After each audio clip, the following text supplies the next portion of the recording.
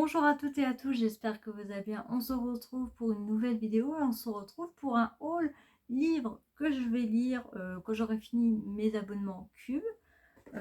J'en ai acheté 5 dans la bourse aux livres, donc je vais vous présenter tout ça. J'en ai acheté 5 pour 11 euros et des poussières, donc c'était plutôt raisonnable. Donc on a, bon voilà, c'est un peu abîmé, hein. Enfin franchement c'est du d'occasion quoi. On a, elle s'appelait Sarah, donc je suis passionnée d'histoire un peu, tout ce qui parle de Deuxième Guerre mondiale, des camps de concentration, sur la vie d'Hitler, comment ça s'est passé. Donc voilà, je vais vous dire un peu le détail de ce livre.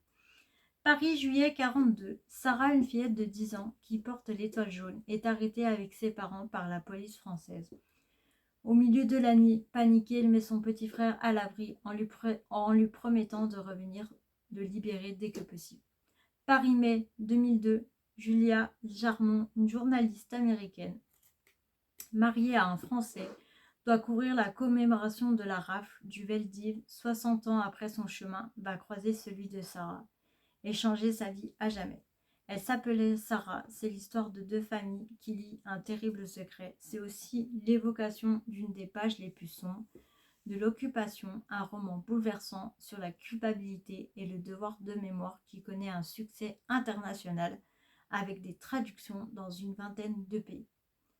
Donc voilà, à ce qui paraît, mon mari m'a dit qu'ils ont fait un film, donc ça peut-être pourquoi pas me plonger sur ce film-là. Alors, j'ai acheté Calendar Janvier Girl et Calendar Girl février. Donc, en fait, il y a tous les mois, il y a de janvier à décembre. Je me dis pourquoi pas. Donc, le janvier, je vais, donc, il se présente comme ceci. Voilà. Donc, ça, c'est de la romance. Mia vit avec son père et sa petite sœur à Las Vegas. Elle rêve de devenir comédienne. Depuis le départ de sa mère, son père s'est mis à boire et à jouer. Il emprunte 1 million de dollars qu'il perd et ne peut rembourser. Mia doit assumer la dette de son père. Quelle solution va-t-elle trouver 12 mois, 12 hommes, 12 villes.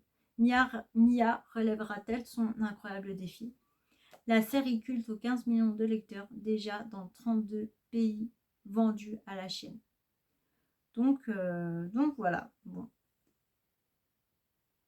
Hâte de découvrir ça. On verra bien si c'est bien. Le février. Mia se rend à Seattle où elle devient la muse du célèbre peintre français Alec Dubois, L'amour sur toile. Tel est le titre de l'œuvre du bel artiste avec lequel elle partage un mois riche en émotions. Alec est surprenant et sensuel. Pourra-t-il faire oublier à Mia sa mission et le ténébreux Ouest reste à Malibu? En fait, ce que j'ai peur, donc quand ils disent 12 mois, 12 hommes, 12 villes, ce que j'ai peur, j'ai peur que pendant les 12 mois, c'est la même histoire et il n'y a rien qui change. Et c'est en boucle, c'est en boucle. Je pense que ça va vite me gaver, clairement. Mais j'espère que jusqu'au mois de décembre, il y aura une fin et que ça va bien se finir ou voilà, qu'il y aura une fin. Donc je verrai bien tout au long. On a de la romance. Après, j'ai pris que de la romance parce que je ne m'y connais pas trop en livre. Là, je vais voir. Du coup, c'est Avant toi. Apparemment, ils ont fait un film. Je ne connais pas le film, je ne connais pas l'histoire du livre. Donc voilà. Si le temps nous est compté, Lou est une fille ordinaire qui mène une vie monotone dans un trou paumé de l'Angleterre dont elle n'est jamais sortie. Quand elle se retrouve au chômage, elle accepte un contrat de 6 mois pour tenir compagnie à un handicapé. Malgré l'accueil glacial qu'il lui réserve, Lou va découvrir en lui un jeune homme exceptionnel, brillant dans les affaires, accro aux sensations fortes, voyageur invétéré, mais depuis l'accident qui l'a rendu tétraplégique, où il veut mettre fin à ses jours, Lou n'a que quelques mois pour le faire changer d'avis. Cette histoire d'amour inespéré est un véritable choc. Sortez les mouchoirs. Donc moi qui est très sensible, voilà, peut-être que ça va me faire pleurer. Je suis du signe astrologique cancer et je sais que les cancers sont très très empathiques, très comment dire, très sensible, donc si ça va me faire pleurer, wow.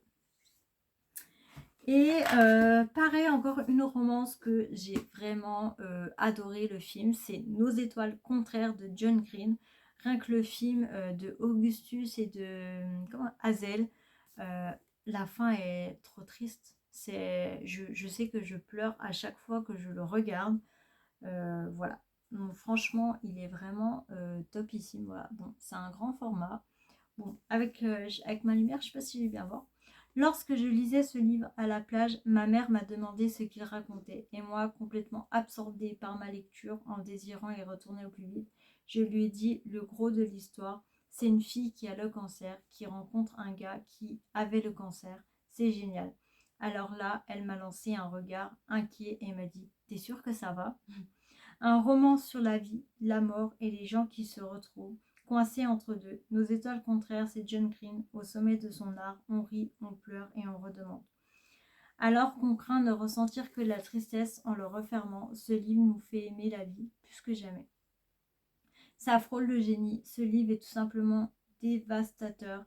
Il affronte sans peur les émotions simples, directes et puissantes. Wow. Alors je pense que celui-là, il va me faire pleurer.